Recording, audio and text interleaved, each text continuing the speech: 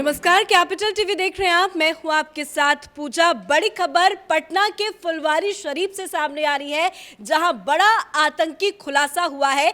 देश को Islamic state बनाने की कोशिश की जा रही थी, जिसका बड़ा खुलासा किया गया। पुलिस ने एक पीएफआई दफ्तर में छापेमारी की, जहां पे 2047 की तैयारी चल रही थी, यानी कि 2047 में भारत को इस्लामिक स्टेट बनाने की तैयारी चल रही थी। वहां ट्रेनिंग भी दी जाती थी, साथ ही कई दस्तावेज भी बरामद हुए हैं। इसी के साथ कईयों की गिरफ्तारी भी हुई है। तो इस बड़ी खबर पे मेरे साथ न्यूज रूम से जुड़े हुए हैं कैपिटल टीवी के editor in chief doctor Manish Kumar. क्या था 2047 की प्लानिंग? देखिए, 2047 जब भारत की आज़ादी का 100 साल पूरा होगा, तो ये पीएफआई और उनके गुर्गों, उनके आतंकियों को ये लगता है कि वो हिंदुस्तान में इस्लामिक साम्राज्य स्थापित कर देंगे। मतलब शरिया का कानून लागू हो जाएगा, इस्लामिक स्टेट बन जाएगा हिंदुस्तान। और तो और जो 8 पेज का पूरा जो दस्तावेज, जो डॉक्यूमेंट 2047 के नाम से 8 पेज का पुलिस के पास से जो निकला है, उसमें जो जो बातें कही गई हैं, वो साफ साफ पता चल रहा है कि ये गजवाए हिंद, ये कोई कॉन्सेप्ट आसमान में नहीं लटक रहा। It is there knocking on India's door. ये सब टर्की, बांग्लादेश, पाकिस्तान, सऊदी अरब, तमाम जो वेस्ट एशियन कंट्रीज़ हैं, वहाँ से फंडिंग से चल रहा ये एक बड़ा साजिश हिंदुस्तान के खिलाफ, हिंदुओं के खिलाफ, इसका आज खुलासा हुआ है। और ये जैसे ही सामने आया, हिंदुस्तान की तमाम जो खुफिया एजेंसियां हैं, सुरक्षा एजेंसियां हैं, उसमें खलबली मची हुई है कि पता नहीं कितने सारे लोग हैं। इसमें अब तक 6 लोगों की गिरफ्तारी हुई है। एक अतहर नाम का व्यक्ति है और एक और व्यक्ति, दो लोगों को जो शुरुआती दौर में पकड़ा गया, उसमें से एक पीएफआई का सक्रिय आतंकी है और दूसरा वो एक रिटायर्ड पुलिस इंस्पेक्टर है जो आर्म्स की ट्रेनिंग मुस्लिम लड़कों को दे रहा था। साथ ही साथ उस दफ्तर के अंदर डॉक्यूमेंट्स के साथ साथ वहाँ पे पीएफआई, एसडीपीआई के कागजात, पैम्पलेट्स, सारी चीज़ें मिली हैं। उसमें क्या लिखा हुआ है? उसमें लिखा हुआ है कि अगर हिंदुस्तान को इस्लामिक राज्य बनाना है, इस्लामिक स्टेट बनाना है, इसके लिए हमें बहुसंख्यक होने की आवश्यकता नहीं है। हमें 2047 में सत्ता पे काबिज होना है। सत्ता में कैसे काबिज होंगे, उसका भी पूरा डिटेल रिपोर्ट है इसके अंदर। उनको ये लगता है कि ये कई सारी सेकुलर पार्टियां मुसलमानों के साथ खड़ी हो जाएंगी और उसके बाद हम अपने हिसाब से संसद को, संविधान को, सारी चीज़ों को बदल के हिंदुस्तान को इस्लामिक स्टेट बना देंगे।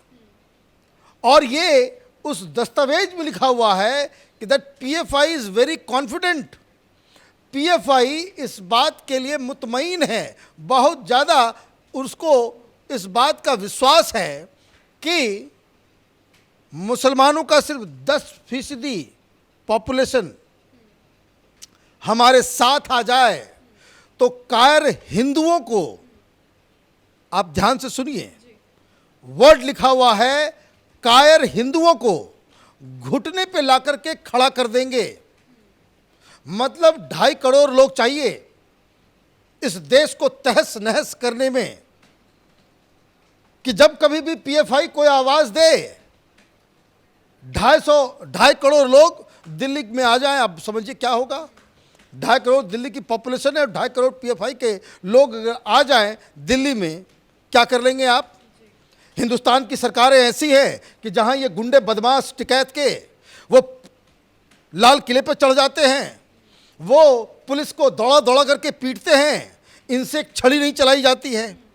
और देश के ऊपर इतना बड़ा खतरा आ रहा है। और ये कहाँ है? ये लुटियन गैंग के ये तमाम दलाल किस्म के पत्रकार जो पीएफआई का झंडा लेकर के, ये क्या कहें इनको, ये शाहीन बाग क्या चल रहा था?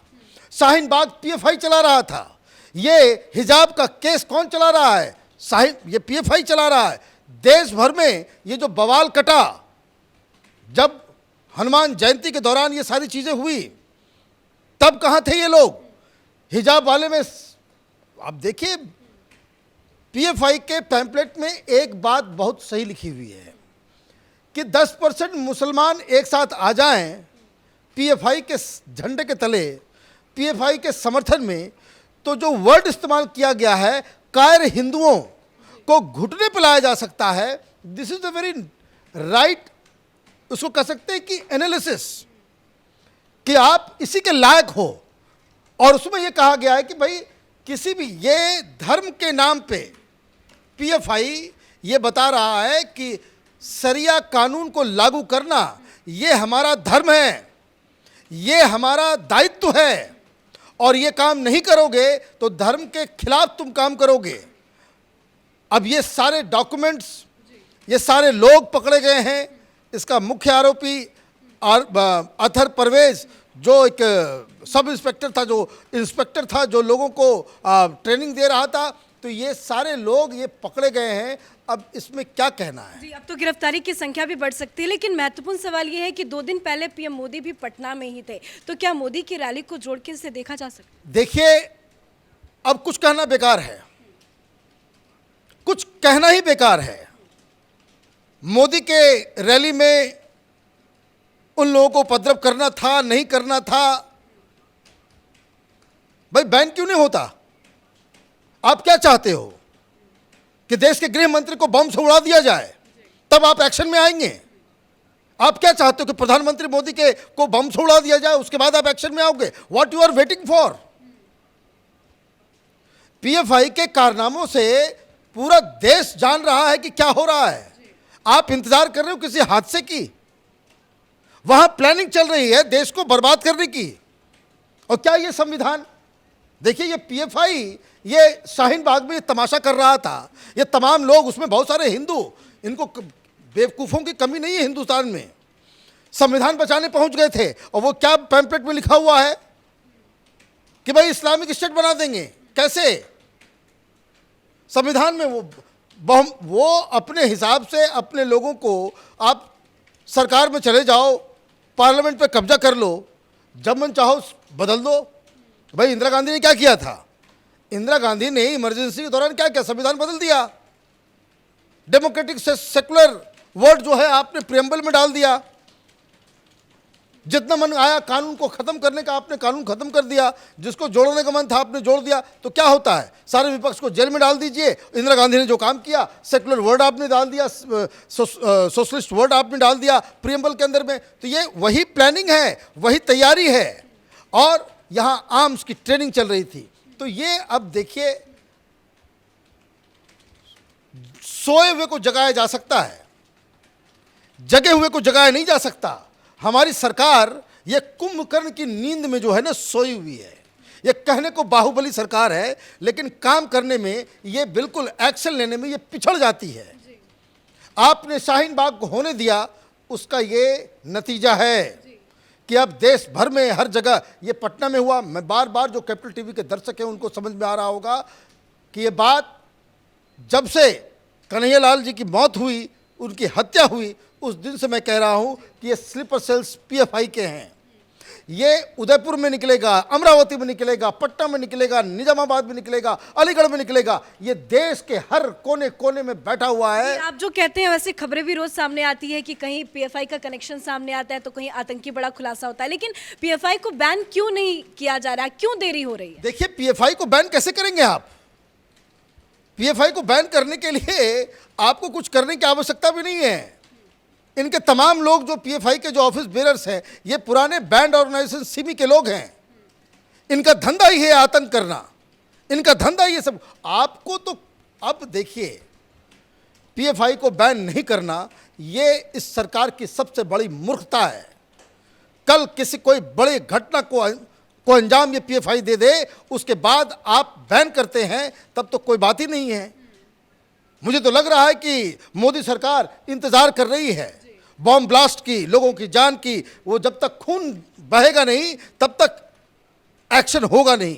ये मुझे यही लग रहा है कि देयर इज नो, अब तो इस घटना के बाद से एक भी दिन आप बर्बाद करते हैं पीएफआई के खिलाफ एक्शन लेने में, इट मींस इसका मतलब यही होगा कि you are playing with fire, क्योंकि जिस तरह की बातें उसमें लिखी हुई है उसको बोला भी नहीं जा सकता। लेकिन इस देश में सब कुछ चलता है, आराम से देखेंगे, पहले हादसा हो जाए, कुछ लोगों की मौत हो जाए, फिर उसके बाद हम तमाशा करेंगे। तो ये सारी चीज़ें हो रही हैं। This is a very disturbing news. ऐसा न्यूज़ है कि जिस पे हर हिंदुस्तानी को शर्म होनी चाहिए कि ये जो गंगा जमुना तहजीब और ये भाईचारा, ये सब आज जो है it has gone to gutter today, क्योंकि पीएफआई के खिलाफ एक मौलाना देश का नहीं बोलता, कोई रोक टोक नहीं है। और आप ये देखिए टेलीविजन पर तमाशा, ये पीएफआई का ऑर्गेनाइजेशन है एसडीपीआई, उसके प्रवक्ता को आप बुला करके बिठा रहे हो। मन एक आतंकी संगठन, उसको आप महिमा मंडन कर रहे हो। और पीएफआई से पूछा जा रहा है, बोले कि नहीं, ये हमारा नहीं है। उसकी तस्वीरें आ रही है, टेलीविजन पे आ रहा है, सब कुछ आ रहा है, झंडे निकल रहे हैं, 49 झंडे निकले पीएफआई के वहाँ से। ये सारी चीज़ें जो हो रही है, मुझे लगता है कि this is the time we must act. Hindustan में इमीडिएटली ये जो कानून जो चल रहे हैं ना, उसको बदलने की आवश्यकता है।